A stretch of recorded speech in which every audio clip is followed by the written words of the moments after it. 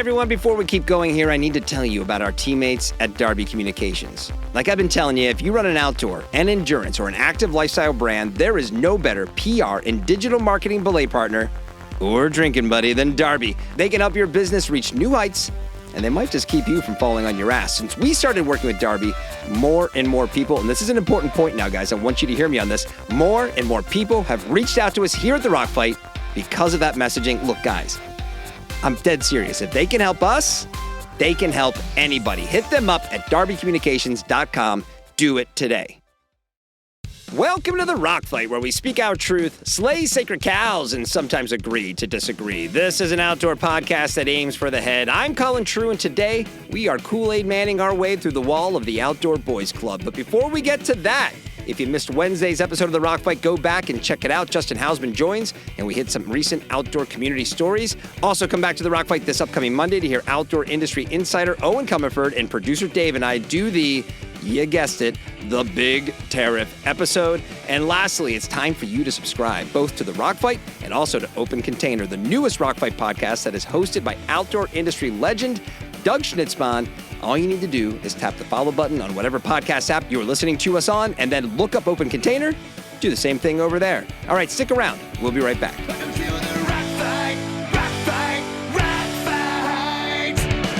So there are a handful of topics that are near and dear to the outdoor industry and community. One is sustainability. How do we get to have all of our favorite outdoor products in a way that is not so hard on the outdoors when we make them and when we are finished using them?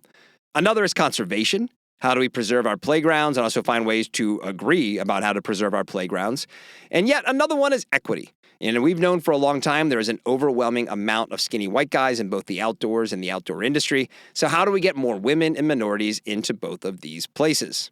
Now, if you do some research, you'll find out that these issues have been part of the outdoor industry story for as long as there has been an outdoor industry. Getting the chance to review old copies of Snooze, housed by the Utah State Outdoor Archives, revealed to me stories and coverage of what we didn't yet call the topic of DEI that would look pretty normal in 2025 without changing a letter, whether it's about getting more people of color into the industry or more women into the industry. And when it comes to women, the Outdoor Industry Women's Coalition was founded in 1996. And if you look at the reasons why that initiative was started, it's pretty damn similar to what we have going on today. So why does this issue persist? Has progress been made? Well, to get some answers and drill a little further into it, I reached out to Cassie Abel, the founder and CEO of Wild Rye. Cassie has a unique point of view on this topic, having come up in the outdoor industry at a brand like Smith Optics before starting Wild Rye nearly 10 years ago. Cassie has been open and honest about developing Wild Rye as an outdoor apparel brand for women while having to rely on the Outdoor Boys Club in order to make it happen. So I was curious what her thoughts were on the history that keeps repeating itself when it comes to these topics, as well as what she thought about where we are today, and if progress has been made in the time since she has started Wild Rye. And that's why I'm super stoked that Cassie is here with me on the show today. Welcome back to The Rock Fight, where today we're breaking through the wall of the Outdoor Boys Club with Cassie Abel. All right, we are here today finally with the founder of Wild Rye, Cassie Abel. And I always want to say Cassie Abel. I don't know if you've gotten that before. I always want to flip those around. I don't know why. But anyway, we have a pretty big topic to dig into. But before we get to that, welcome to the show, Cassie. How are you? I'm great. Thank you so much for having me. It's been a long time coming, so I'm happy to finally be here. I know. We've had a lot of we should talk about this or that, and then it changes, and then, or life intervenes, or you go to Japan to go skiing, or I Oops. do what I'm doing. So I'm glad you got to do that, by the way. That's really what's important here. Yeah. How was the deep PAL of Japan? It was so magical. I managed to get out there with 7 girlfriends, all of whom are also mothers. So the fact that we planned a trip a year out and all actually got on an airplane was so spectacular. And we got 2 days of Japan and a bunch of sunny days as well. So we got to see Yotai and eat a lot of ramen. Isn't it great when it actually something lives up to the hype? Mm-hmm. Yeah. Right? It was. Yes. Also, let's not that it's not the topic we're going to talk about today, but let's take a minute and just sort of give you some praise on the adult parent trip. I did a bikepacking trip with some old friends, only one of whom is not a parent. And, of course, while we're out there on the trip, it's okay, next year we're going to do this or whatever. That was 2 years ago. We haven't seen each other since, but we did it that one time and it was awesome, So, I feel like once you get started, it's easier to continue it, but Yeah, you just have to have a driving force behind it. And I'm not the driving force these days. It takes friends to drive that Actually, forward. it's the Rock Fight's fault, actually, because this was 2 years ago when we were much more like, it was like 3 or 4 months into this. I'm like, yeah, I'll take a week off to go to Utah and go bike packing. Who cares? And now it's like, Mhm. no. I have an editorial schedule I have to stick to, and we have 3 episodes a week. So it's probably my Yeah. fault. Wow. So That'll keep you busy. it really will, but not as much as running a brand. And that's what we're here to talk about to a certain degree. We are talking about the sort of the working title I put on our podcast here today, which probably won't be the final one. It was Kool-Aid Manning the boys club of the outdoor industry. And I like that as I guess a metaphor, because the idea of like, let's just kick in the door on this. Can we finally kick in the door on this a little bit? We talk about it a lot, but let's really like, oh yeah, our way through the wall. Because Yeah. when it comes to the opportunities of who gets them, and there's no shortage of podcast articles or articles out there that say we need to do better on this kind of topic. We do need to do better. We will always need to do better. But there are steps that have been taken. What are the steps that have been taken? What are the steps that are not being taken? And this has been a topic since like there's been an outdoor industry. So I had the chance to look at through the Utah State Archive. They have old copies of Snooze, which was the big outdoor industry magazine back in the day. And these are like from the early 1990s. And the funny thing about reading those issues is that nothing has changed, right? The industry topics they were talking about then, this is like 1992, right? This is 10 years after the advent of fleece, right? So like it's the words like, well, we got to do better with innovation. And oh man, we need to do better with sustainability. And like, oh, we got to get women and minorities more involved. And oh, we're starting the Outdoor Industry Women's Coalition. And this is like, it wasn't that we just don't have these challenges in Mhm. 2025. It's that 30 years later, it's like we have no memory of that time. And we're still approaching these issues as if now, like, oh, we're aware of these now. And it's like, no, this Yeah. has always been here. So I guess to start, sort of my pre-mumble of all this, but to start to kind of kick things off the conversation here, the idea of Wild Rye is a decade old now, right? The brand itself is 9 years old. Is that right? Yeah, we launched about 8.5 years ago to the public. So it's been amusing in our brains for 10 years. So, Okay, yeah. so 2 questions to start. Like, what was it like to start an outdoor brand as a woman in a male-dominated industry? And now, 10 years later, are things any different when you look back on them? Yeah. Okay. Two questions at once. Let's Yeah, see. we don't mess around Um, around here. We just you might have to remind me. My mom I brain will. I really got it starts to written kick down. We're in good in. shape. Yeah, I mean, starting Wild Rye was really terrifying. I'm not going to lie. I worked in the outdoor industry for a long time before Wild Rye became a reality. And I was nervous about our reception. And, I was really conscious and careful about how we approached it because I knew that we needed to have male allies along the way. We needed to be supported by the men in the industry if we were to survive. And I believe that today. I mean, we are successful because we have great men in our corner. And so, but I do remember, pressing send on launch day and being like, what are all my old colleagues going to think when I'm basically challenging the industry to do better? Like, straight up saying there are no great options for women in cycling and snow right now. We are here to change that. So, yeah, I mean, it was scary. We were completely bootstrapped for the first 5 years. So, we were highly invested into making this change. And Just a follow-up to that, though. So working in the industry, did you feel like there was a challenge just being a woman in the industry before you even decided to start a female-focused brand? yes and no. I mean, yes, definitely. It was I mean, I was a minority. I sat in so many rooms where I was the only woman or one of two women. And, I was going up against men who had been in the industry for a long time. And so, as a newer entrant into the industry and as a woman, um, I had to fight to be heard and I had to be really thoughtful about my approach to, a lot of different things. And Yeah. I'm a passionate person. I have a lot of heart. I don't hold back. And so that was hard for me. And I definitely didn't always do it right. I definitely came in guns blazing at times. But through that time, I definitely learned that, I need to bring people along with me, not clash head to head. And that I think is a big part of the reason for Wild Rye's success is we have a lot of men, both former colleagues and leaders in this industry who have been advisors, even investors, have been massive cheerleaders for us. And So then the second part of the question was let's say, just call it, we'll round up. You're a decade into the journey here. And back to my initial statement about like things haven't changed. Do you think things are any different than they were 10 years ago? I think they've changed. I think it's slow. I mean, you have to look really closely to see the change. I think the last 10 years have been a really wild time to be a small business and Yeah. be in this industry. I mean, we've We gone did have through a a lot of, pandemic. yeah, the global pandemic movements, Black Lives Matter movements, Right. Pre-pandemic REI was all in on force of nature and getting more women into the outdoors and just sort of like there've been all these phases that have been a lot to navigate and some of them have held back our progress for sure, some of them have accelerated progress. Right. I think today's political landscape is going to set women back farther than we were Oh, a you year think? ago. I mean, it trickles Also, down Roe v. and Wade in the last 10 years happened, right? The overturning yeah, of well, that. I mean, just like a lot of things have happened. You're absolutely right that are impactful peripherally, even outside of the industry. yeah, and anyone who knows me, that is a huge passion point for me personally and for the Wild Rye brand. But even so, I mean, as companies are budget constrained, there's less pressure, I think, in today's climate to do better by women, do better by minorities, because we've got this administration that's canceling DEI and so, yeah, I mean, I think now is a time for brands to step up for their female athletes, to support women-led events, to rally around brands that are doing better for women. Otherwise, we're going to take a really big step back.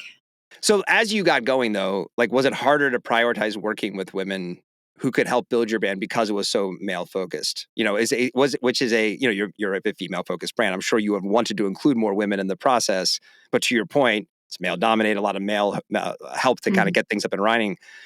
How difficult was that to try and figure out ways to find women to help you out in that regard? Honestly, it wasn't that hard. I mean, in the early days, we didn't have many resources to work with anyone. So, my former business partner and I were scrapping our way to everything. I'd say photographers were the area where we worked with external partners. Our first photographer was a local guy who has been a huge support, mostly because he didn't make us pay him very much. But from there on out, we've pretty much only worked with female photographers or content creators, unless we're producing here in our hometown and working with a mix of men and women. But I think we've always prioritized working with women since day one.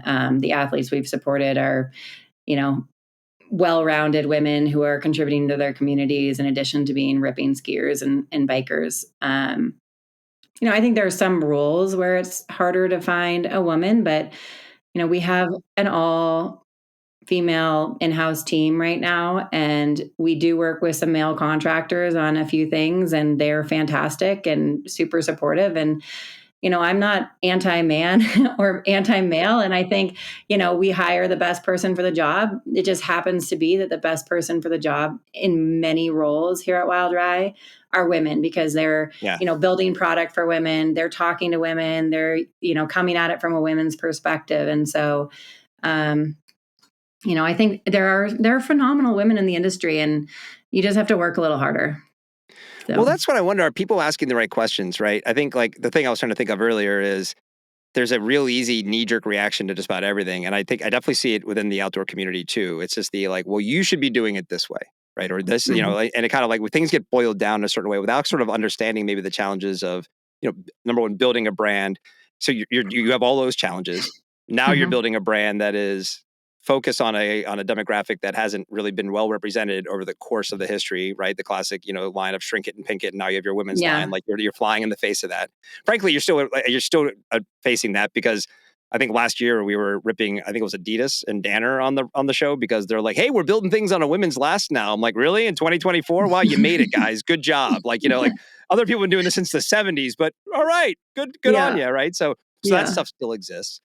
But then you still, so there are legit different challenges of something that's already hard. And then you do have that almost like, well, you could, just do it this way, and this is the way you should be doing it. The kind of knee-jerk reactions you see on like LinkedIn and places like that. Yeah. Well, to be honest, I think working with women hasn't been as challenging, but a diverse set of women has been where we've, worked really hard, but still run into some roadblocks. We're based in Idaho. I mean, it is lily white, and our town is a bunch of skinny athletic white girls. We've tried really hard to, lead with a diverse model base and athlete base. And that's super important to us, but we've had to work extra hard. And I remember getting a scathing email. I believe it was spring of 2020. I just had a baby. I had to figure out how to get in. Peak COVID too, pandemic, right? Peak COVID. I was a solo entrepreneur at that point. My business partner had moved on. And I got this scathing email of like, you have no representation in your marketing.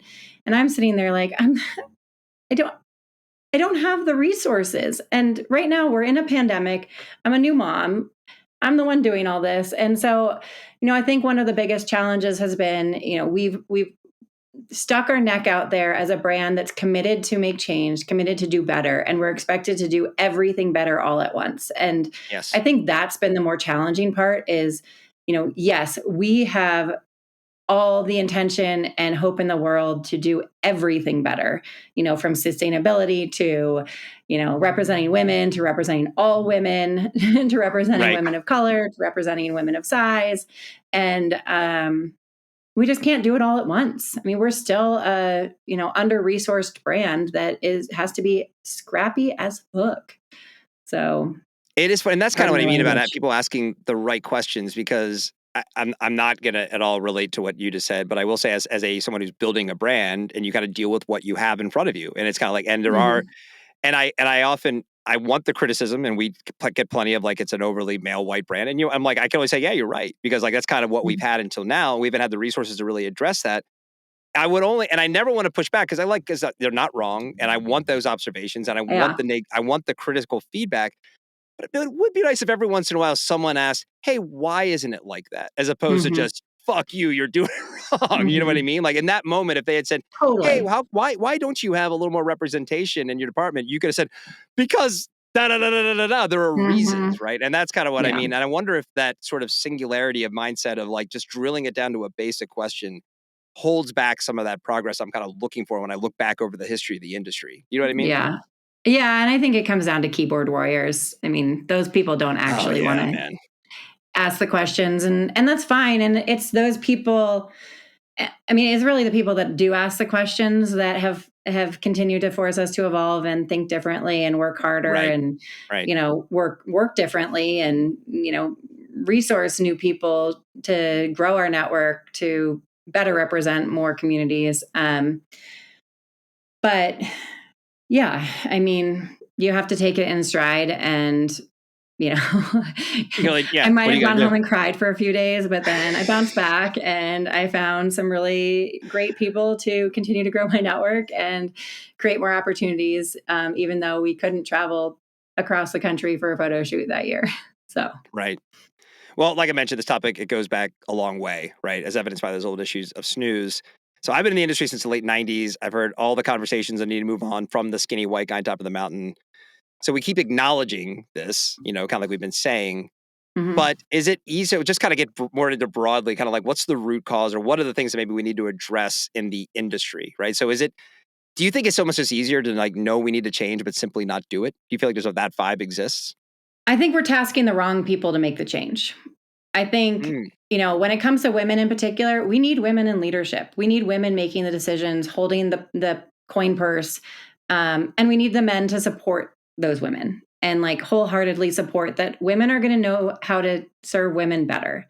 And so whether that's us at Wild Rye or a woman being at the helm of the women's category at X, Y, and Z brand, as opposed to having a man lead all of product or all of marketing and trying to make change for women. And so I don't think it's necessarily that we don't want to make change. I just think that there are still people that don't, I will give the industry a little slack. There's, everyone's under-resourced. And so, we can't have finding the right mix of having a woman leading marketing for their women's channel and men leading marketing for the men's channel isn't necessarily an option. But having more women in leadership is how we're going to get there. And, I've been at multiple conferences where still today I'd say I'm the one. yeah, not the one. It's gotten better. You're Neo. But, I'd say 10 to 20% women compared to, That's progress, right? I think it's progress.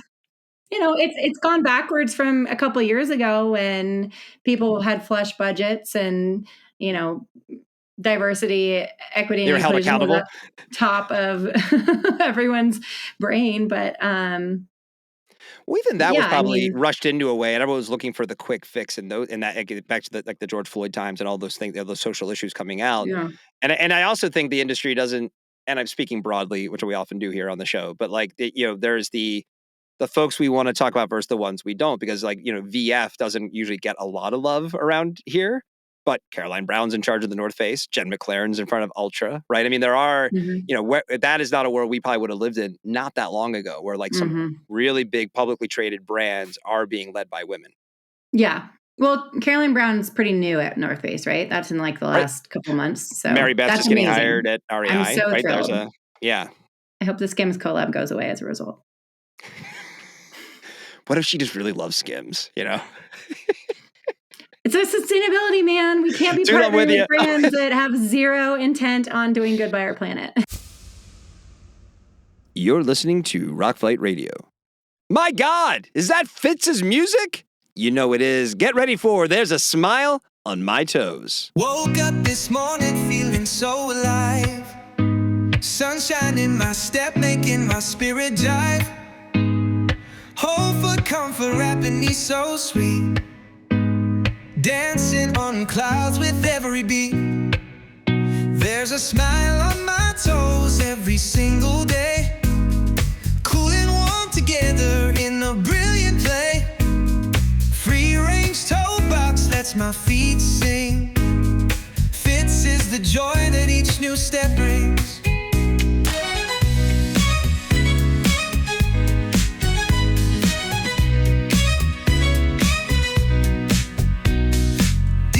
Pocket hugging me just right.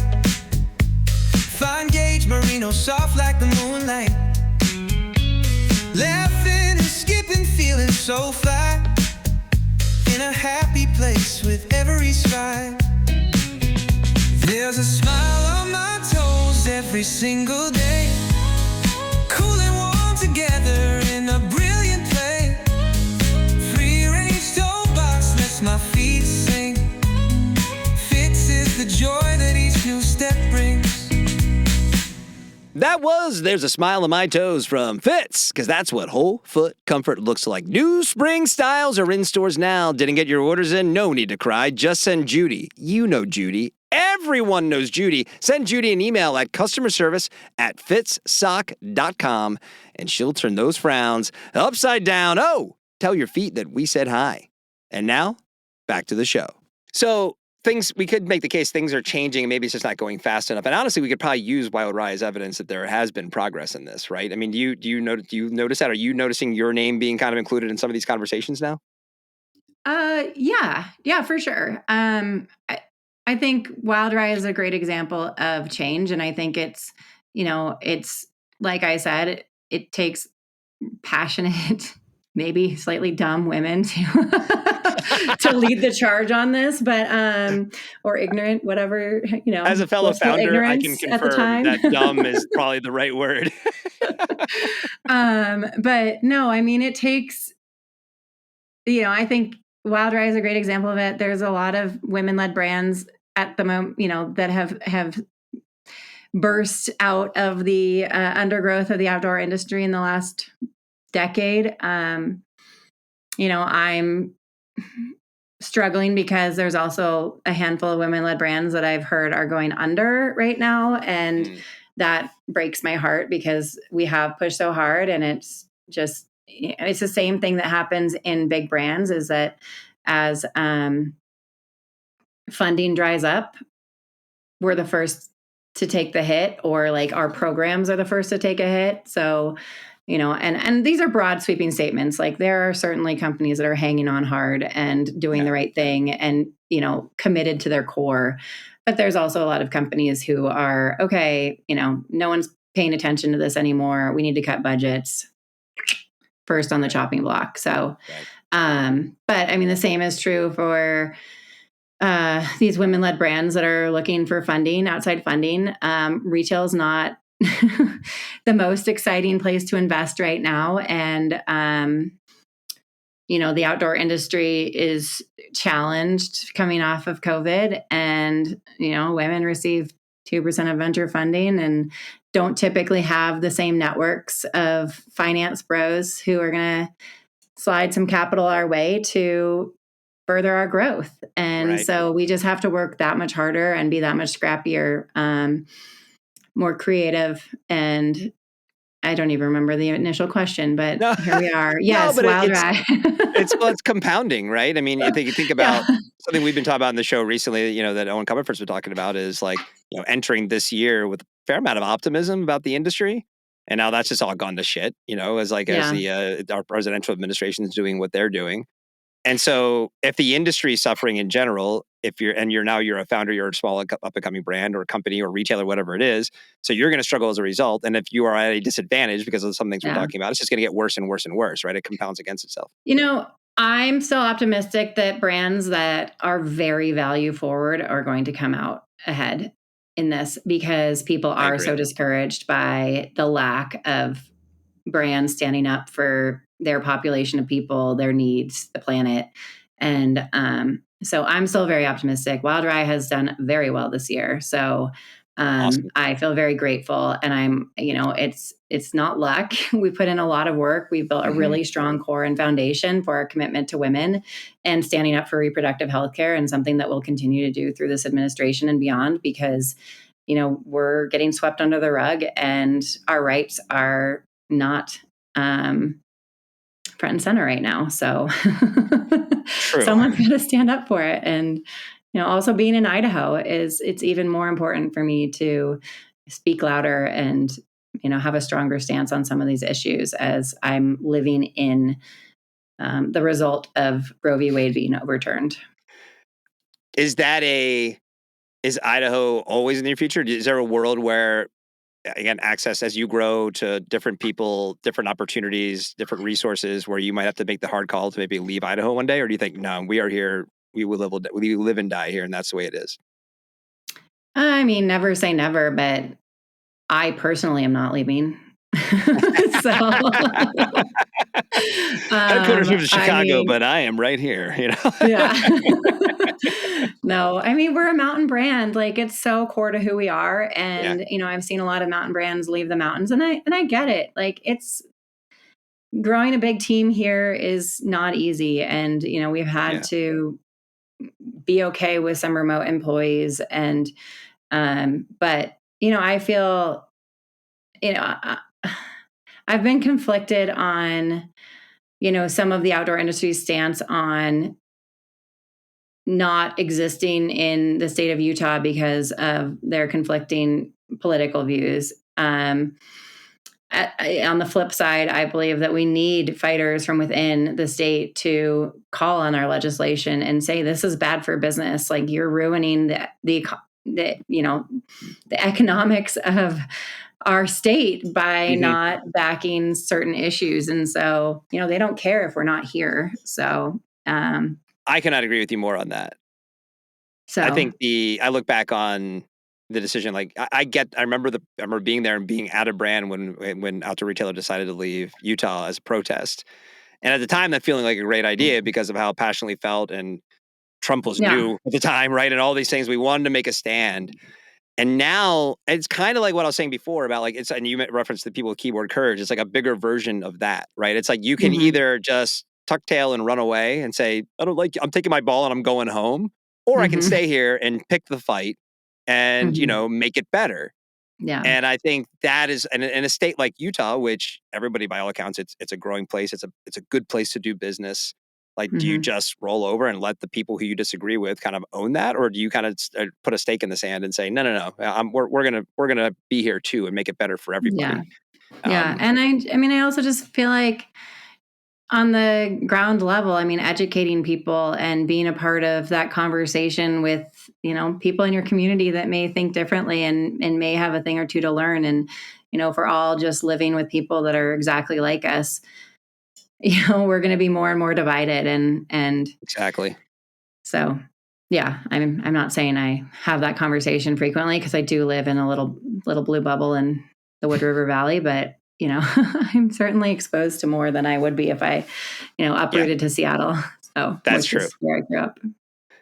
So also, like, this is where I think the storytelling needs to change. I mean, and that's obviously like something you and I talked about is like, I want to have you on, but also it's like, do we have you on to have this conversation? Right. It's kind of like Mhm. versus how do we shine a light without it just being like, well, here's another, we have to talk about, diversity or equity or whatever it is.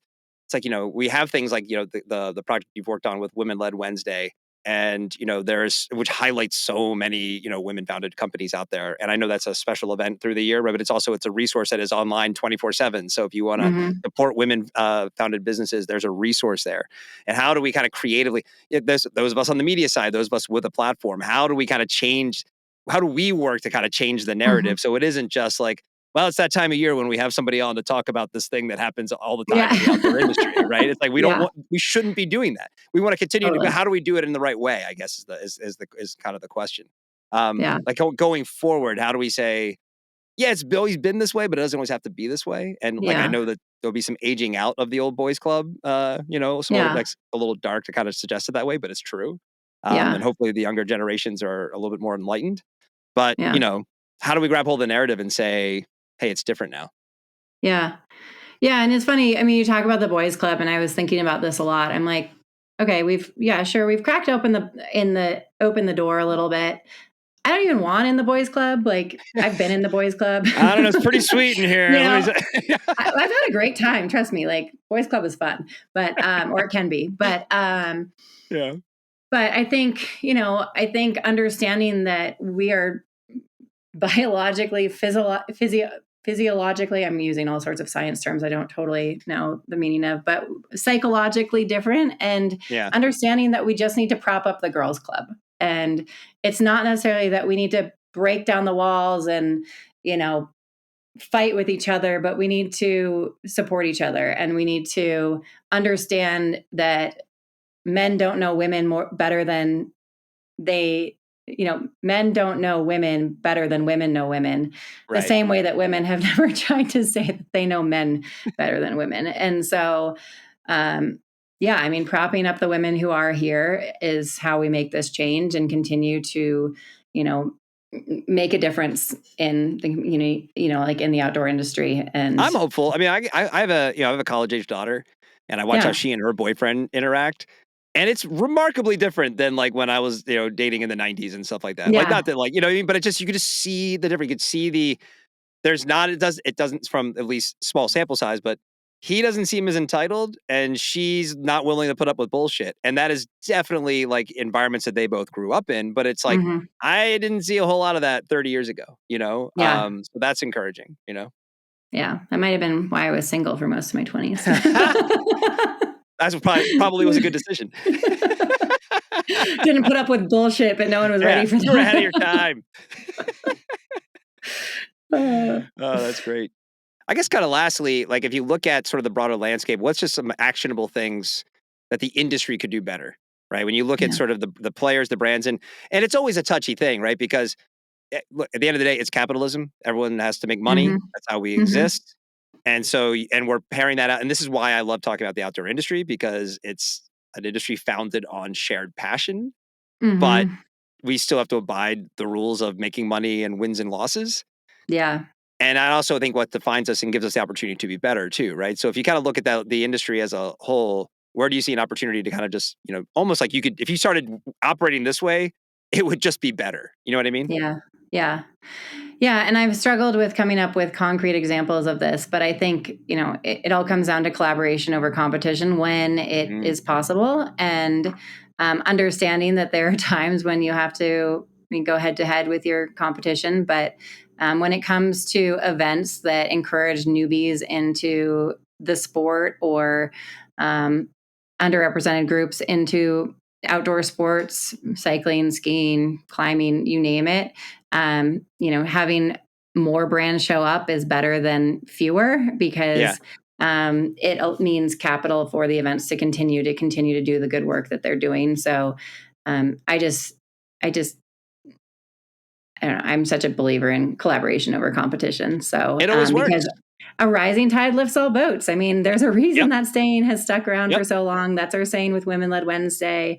If we build awareness around the importance of supporting women-led brands with your purchases, it's better for all of us. And so I often look at the rock fight and think maybe I made a mistake with the name because it was very much tongue in cheek and more like throwing rocks at the broader ideas of the industry more so than like specific things. But there are definitely not people who are like, who want it to be maybe a little more angry than it actually is. But my whole thing is it's like, I'm going to be very open and honest with my opinions, which I think a lot of people in the industry are not.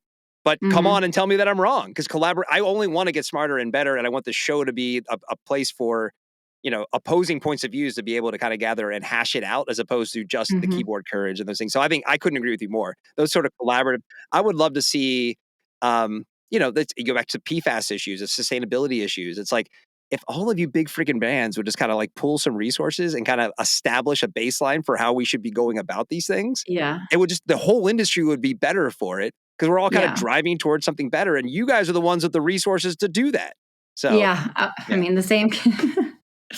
Now you got me thinking about the U.S. manufacturing conversation because it's like, we can't lead that. We can't afford to lead that. There is not a skilled workforce to produce our product. It's going to take, and I'm still not saying it's the right thing to do. Like it would take generations to bring technical apparel manufacturing back to the US, regardless of how hard we push today.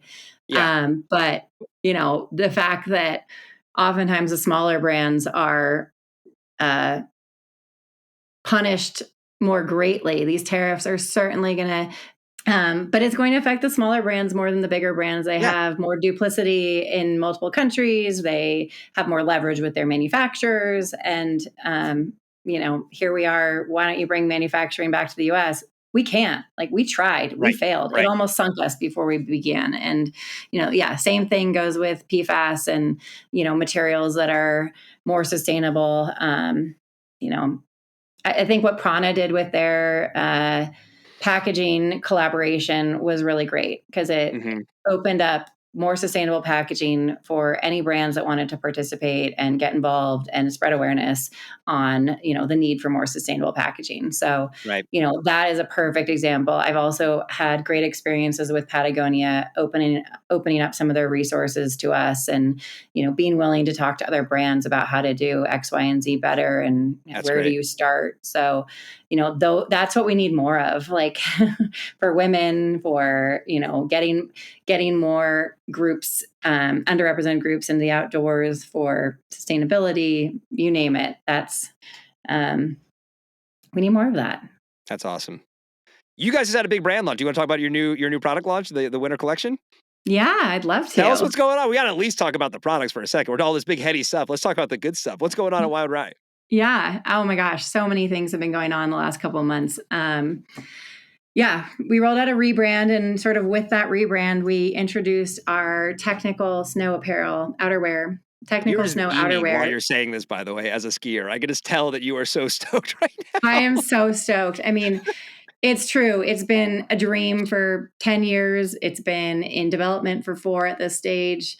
Awesome. We are really the only women-led brand to lead with a technical outerwear program. It's super high quality proprietary fabrics, but designed from the ground up for women. We've really taken stretch and fit into sort of like the top tier of priorities, but it holds up for skiers in any climate. I've been skiing in it all winter, and awesome. I was forced to put on my old kit a week or 2 ago because my kit was needed for a photo shoot, and I was really sad to have to go back. So yeah, right. Like you're cheating on it in a way, like oh. A little cheating, and also just didn't feel as good. It didn't fit. I couldn't move as well. Double whammy. It was very straight compared to, our kit that accommodates a woman's body. I mean, That's what we pride ourselves on is building product from the ground up for women and only women. And so every feature is considered exclusively for a women's body and needs. And so yeah, we're launching 2 different outerwear kits in 2 colors each. One is more backcountry centric, so 70% backcountry. Obviously, can wear it in a resort, but the materials are lighter. The pocket placement accommodates backpacks. All the features that you want in a backcountry kit, and then a more resort centric kit, but still highly technical and breathable. So great for boot packing, side country, in addition to spritzy resort days. But yeah, I am so excited. Skiing's my first love, even though we are more well known as a bike brand. Skiing is number one in your heart. Is that this launches this fall? That's a fall launch? This launches in September 2025. So yeah, we've got some great retail launch partners, but otherwise online. And we are so excited. Cassie, thank you so much for coming on. Really appreciate it. Let's do it again. We'll definitely see you in Reno at the Discovery Marketplace. And yes, absolutely. We'll if you have any other grand ideas for furthering the outdoor industry, you know where to bring them. Let's talk about it in the future. Awesome. Well, thanks so much for having me, and really appreciated the conversation. All right, that's the show for today. Come back on Monday, where we're going to be having the big tariff episode. Then come back on Wednesday, where I think Hausman's going to be here, but we're also going to have a mystery guest that's going to help kick things off. I'm like 90% certain that's going to happen, so you're not going to want to miss Monday or Wednesday's episode. A lot of big stuff happening next week on The Rock Fight. I'll keep you posted. Check out the latest from the Rock Fight Podcast Network, Open Container, and The Rock Fight. It's a production of Rock Fight LLC. I'm Colin True. Thanks for listening, and here to take us out, it's Krista Makes. It's Krista Makes! He's going to sing you right into the weekend with the Rock Fight Fight song. We'll see you next time, Rock Fighters. Rock fight.